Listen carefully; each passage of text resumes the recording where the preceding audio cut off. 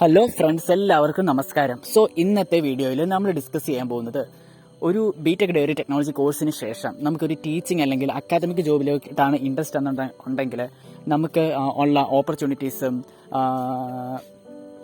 ഡ്യൂട്ടീസും എന്തൊക്കെയാണെന്നുള്ളത് നമുക്ക് ഇന്നത്തെ ഈ വീഡിയോയിൽ ഡിസ്കസ് ചെയ്യാം. സോ കഴിഞ്ഞ വീഡിയോയിൽ ഞാൻ കോപ്പറേറ്റീവ് സെക്ടറിൽ, പ്രൈവറ്റ് സെക്ടേഴ്സിൽ, അതുപോലെ തന്നെ ഗവൺമെൻറ് ജോലിയിലൊക്കെ എന്തൊക്കെ പോസ്റ്റുകളാണ്, ഡ്യൂട്ടീസ് അവൈലബിൾ ആയിട്ടുള്ളത് എന്നുള്ളതൊക്കെ നമ്മൾ ഡിസ്കസ് ചെയ്തു. അപ്പോൾ അത് കാണാത്തവരാണെന്നുണ്ടെങ്കിൽ ജസ്റ്റ് അതുകൂടെ ചെക്ക് ചെയ്യുക. നമ്മുടെ ചാനലിനകത്ത് അതെല്ലാം അവൈലബിൾ ആണ്. സോ അടുത്തതായിട്ട് നമുക്ക് ഈ ടീച്ചിങ് അല്ലെങ്കിൽ അക്കാദമിക് ജോബ്സിനെ പറ്റി ഡിസ്കസ് ചെയ്യാം. So the number 1 is assistant professor അല്ലെങ്കിൽ ലെക്ചേഴ്സ്. അതായത് ഈ dairy technology, engineering, microbiology, chemistry, ഈ ഒരു മേഖലയെ പറ്റി എല്ലാം സ്റ്റുഡൻസിന് ഡിസ്കസ് ചെയ്യുക. അതായത് അസിസ്റ്റന്റ് പ്രൊഫസേഴ്സായിട്ട് വർക്ക് ചെയ്യുക. മേജർ സ്കിൽസ് എന്ന് പറയുന്നത് സബ്ജക്റ്റിനെ പറ്റിയുള്ള ഡീറ്റെയിൽഡ് ആയിട്ടുള്ള ഒരു നോളജ്, കമ്മ്യൂണിക്കേഷൻ, പിന്നെ റിസർച്ചിൻ്റെ ഒക്കെ ഒരു ബാക്ക്ഗ്രൗണ്ട് ഉണ്ടെന്നുണ്ടെങ്കിൽ നിങ്ങളുടെ ഈ ഒരു ജോബിൽ അത് വളരെയധികം ഹെൽപ്ഫുൾ ആയിരിക്കും. നമുക്ക് മേജർ റിക്വയർമെൻറ്റ് വരുന്നത് എംടെക് പ്ലസ് നെറ്റ് അല്ലെങ്കിൽ PhD കൂടി എടുക്കുന്നത് വളരെ നല്ലതായിരിക്കും. പലതരം ഇൻസ്റ്റിറ്റ്യൂട്ടുകൾ, അതായത് NDRI, SMC, വെറ്റിനറി യൂണിവേഴ്സിറ്റീസ്, പിന്നെ ഡയറി സയൻസ് നമ്മുടെ കോളേജുകൾ, ഇവിടെയൊക്കെ നമുക്ക് അവസരങ്ങളുണ്ട്. അടുത്തതായിട്ട് വരുന്നതാണ് നമുക്ക് ലാബ് ഇൻസ്ട്രക്ടർ അല്ലെങ്കിൽ ടെക്നിക്കൽ അസിസ്റ്റന്റ് എന്ന് പറയുന്ന ഒരു പോസ്റ്റ്.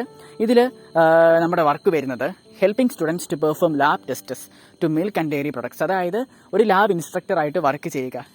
എവിടെ? ഇതുപോലെ ഡയറി അല്ലെങ്കിൽ പോളിടെക്നിക് കോളേജുകളിൽ എല്ലാം തന്നെ നമുക്ക് അവസരങ്ങളുണ്ട്. അപ്പം മേജർ സ്കിൽസ് എന്ന് പറയുമ്പോൾ ഒരു ലാബിനെ ഹാൻഡിൽ ചെയ്യാനുള്ള കഴിവ്, സേഫ്റ്റിയെക്കുറിച്ചുള്ള നോളജ്, പിന്നെ ബേസിക് ആയിട്ടുള്ള അനാലിസിസ് ചെയ്യാനുള്ള ഒരു കഴിവ്. അടുത്തതാണ് നമുക്ക് റിസർച്ച് ജോബുകൾ, കാര്യങ്ങളൊക്കെ. ഈ ഒരു അക്കാദമിക്കിന് പുറമെ റിസർച്ച് ജോബിലും നമുക്ക് നല്ല രീതിക്കുള്ള അവസരങ്ങളുണ്ട്. ഇപ്പം റിസർച്ച് ജോബുകൾ എന്ന് പറയുമ്പോഴത്തേനും JRF, SRF, അതായത് junior research fellow, senior research fellow, അതായത് അക്കാദമിക് ആയിട്ടുള്ള കുറച്ച് ജോബിനെ പറ്റിയാണ് ഞാനിപ്പം ഡിസ്കസ് ചെയ്യുന്നത്. അപ്പം ഇവരുടെ ഒരു മേജർ ഡ്യൂട്ടി എന്ന് പറയുമ്പോൾ assist in research projects on milk processing, പ്രിസർവേഷൻസ് or product innovations. Research വർക്കുകളിലൊക്കെ assist ചെയ്യുക എന്ന് പറയുന്ന ഒരു മേജർ ഡ്യൂട്ടിയാണ് വരുന്നത്. നമുക്ക് ഇതുപോലെ Iker, CSIR, NDDB, NDRI, DST, ഇവിടെ എല്ലാം തന്നെ നമുക്ക് അവസരങ്ങൾ വരുന്നുണ്ട്. റിക്വയർമെന്റ് എന്ന് പറയുമ്പോൾ എംടെക് വിത്ത് നെറ്റ് ക്വാളിഫിക്കേഷൻ ആണ് വരുന്നത്.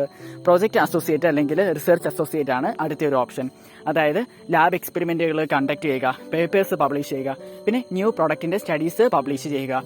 എംപ്ലോയീസ് എന്ന് പറയുമ്പോഴത്തേനും റിസർച്ച് ഇൻസ്റ്റിറ്റ്യൂട്ടുകളും പിന്നെ എല്ലാ മേജർ കമ്പനീസിലും ഒരു ടോപ്പ് ആയിട്ടുള്ള എസ്റ്റാബ്ലിഷ്ഡ് ആയിട്ടുള്ള പ്രൈവറ്റ് ഡയറീസ് ആണെന്നുണ്ടെങ്കിൽ അവർക്ക് റിസർച്ച് ആൻഡ് ഡെവലപ്മെന്റ് ലാബ്സ് കാണും. അപ്പം ഇവിടെയെല്ലാം നല്ല രീതിയിലുള്ള ഓപ്ഷൻസും ഓപ്പർച്യൂണിറ്റീസും എല്ലാം അവൈലബിൾ ആണ്.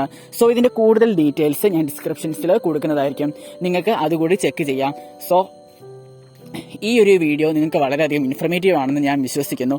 ഇതുപോലുള്ള കൂടുതൽ ഡീറ്റെയിൽസ് ലഭിക്കുന്നതിനായി ഈ ഒരു പേജ് ഫോളോ ചെയ്യുക.